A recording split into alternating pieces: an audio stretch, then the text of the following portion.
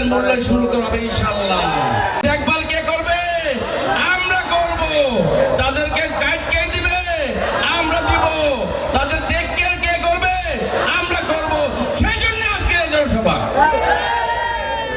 সম্মানিত নেতৃবৃন্দ, আপনারা মনে রাখবেন যে অনেক চক্রান্ত এবং ষড়যন্ত্রের ভিতরেও আমাদের নেতা আমাদের মাঝে পরিস্থিতি আসতেছেন। আমাদের দায়িত্ব কি? নিজের জীবন দিয়ে হলো আমাদের নেতাকে রক্ষা করা, নেতাকে গান প্রদান করা, নেতাকে যত সহকারে তার বাসায় পৌঁছে দেওয়া। এটা আমার দায়িত্ব কিনা?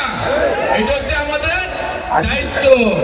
একটি কথা বলতে চাই, অনেকে বলছেন যে আপনারা দুর্দিনের মাঠে ছিলেন। হ্যাঁ, আপনারা দুর্দিনের মাঠে ছিলেন, আপনাদের মূল্যায়ন করতে পারি নাই, অথবা কেউ করে নাই, অথবা মূল্যায়ন হয় নাই।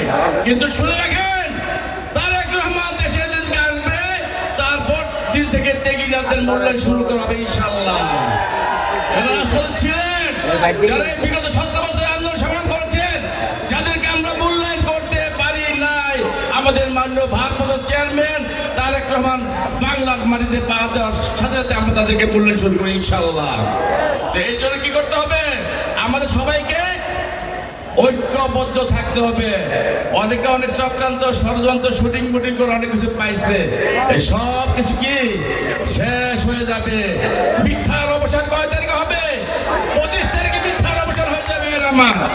সেজন্য আমি আর বক্তব্য দীর্ঘায়িত করবো না, শুধু একটাই কথা বলবো যে 25 তারিখ সকাল থেকে আমাদের মাননীয় ভারপ্রাপ্ত চেয়ারম্যানকে বাসায় পৌঁছার পর আমরা কোথায় থাকবো? মাঠে থাকবো ইনশাআল্লাহ। থাকবেন তো ভাইরা? সব মাঠ থাকবেন।